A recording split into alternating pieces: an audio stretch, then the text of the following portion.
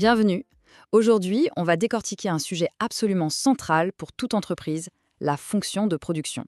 L'idée, c'est de rendre tout ça super clair et accessible. Alors comment est-ce qu'on passe d'une simple idée, d'une étincelle, au produit bien réel que l'on tient dans nos mains? C'est ça la magie de la fonction de production, le véritable moteur de n'importe quelle entreprise. C'est ce qu'on explore ensemble aujourd'hui. Voilà notre programme. On va commencer par les bases, le cœur du réacteur. Ensuite, on verra l'impact énorme de la technologie. Puis, on suivra le parcours d'une idée jusqu'au produit fini. Et pour terminer, on parlera des grands défis d'aujourd'hui. Allez, c'est parti. Première étape donc, le moteur central. Qu'est-ce que la production au fond? Il faut bien commencer par là pour comprendre les bases de la création de valeur. En fait, c'est assez simple. La production, c'est avant tout un processus de transformation. On prend des entrées, des matières premières, du travail, des machines, et on les transforme en sorties, c'est-à-dire les produits ou les services qui vont être vendus. C'est vraiment le cœur de l'activité. D'accord, on transforme des choses, mais est-ce qu'on le fait bien? Efficacement? C'est là qu'intervient la productivité.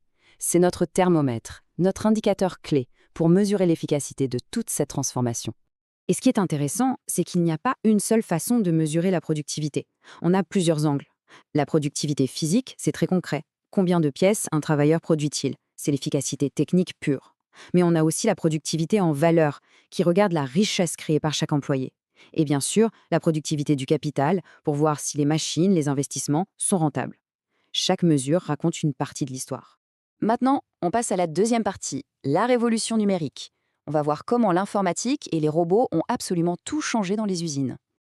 Avant même de fabriquer la moindre pièce, aujourd'hui tout se passe sur un ordinateur. On commence avec la CAO, la conception assistée par ordinateur, pour dessiner le produit.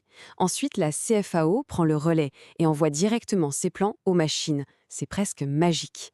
Et pour orchestrer tout ça, la GAO, la gestion assistée par ordinateur, planifie qui fait quoi, quand et comment. C'est le chef d'orchestre numérique. Et cette numérisation, elle ne reste pas dans les bureaux, bien sûr. Elle descend directement dans l'atelier. On parle de robotique industrielle, ces machines qui font les tâches lourdes ou dangereuses avec une précision incroyable. Toute cette fusion entre production et informatique, ça a même un nom, la productique. C'est le cœur de ce qu'on appelle l'industrie 4.0. Mais attention, ce progrès technique, c'est une pièce à deux faces. D'un côté, les avantages sont énormes. On peut produire 24 heures sur 7, la qualité est irréprochable, on supprime des boulots pénibles. Mais de l'autre, ça crée une dépendance énorme aux machines. Si ça tombe en panne, tout s'arrête. Ça coûte cher en maintenance, l'investissement de départ est colossal, et bien sûr, ça pose la question des emplois peu qualifiés. Bon, maintenant qu'on a vu les outils, anciens et nouveaux, suivons le parcours complet.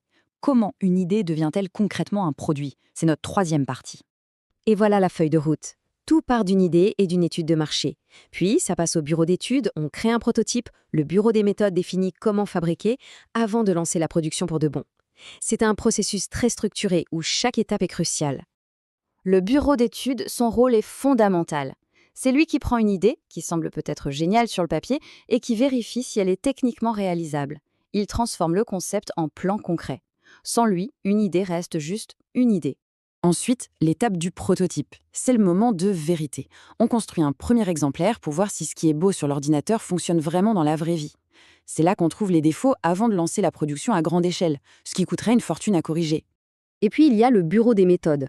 Si le bureau d'études définit le quoi, le bureau des méthodes, lui, définit le comment. C'est le cerveau technique de l'opération. Quelle machine utiliser, dans quel ordre, combien de temps pour chaque étape. Il écrit la recette de fabrication pour que tout soit le plus efficace possible. On arrive à notre dernière partie. Maintenant qu'on a vu tout le processus, on comprend mieux pourquoi aujourd'hui la production n'est plus juste une affaire technique, c'est un véritable champ de bataille stratégique. Parce que dans le monde actuel, hyper connecté et globalisé, produire, ce n'est plus simplement assembler des pièces. Il faut jongler avec tout un tas de nouvelles contraintes, de nouvelles exigences. Et ces défis, les voici. Il faut être flexible, car le marché change tout le temps. Il faut maîtriser les coûts, car la concurrence est mondiale. La qualité, ce n'est même plus une option. Il faut sans cesse intégrer les nouvelles technologies, penser à l'environnement et bien sûr gérer l'humain, les compétences, la formation. C'est un vrai casse-tête. En fait, la clé du succès aujourd'hui, c'est l'équilibre. Une production vraiment performante, c'est une alchimie subtile entre la performance économique, l'innovation technique et la responsabilité sociale et environnementale. On ne peut plus négliger aucun de ces aspects. Alors, pour finir, une question qui ouvre la discussion. Dans ce monde qui bouge si vite, quelle sera la prochaine grande révolution? Qu'est-ce qui va, encore une fois, complètement transformer notre façon de produire? L'histoire de la production est loin, très loin d'être terminée.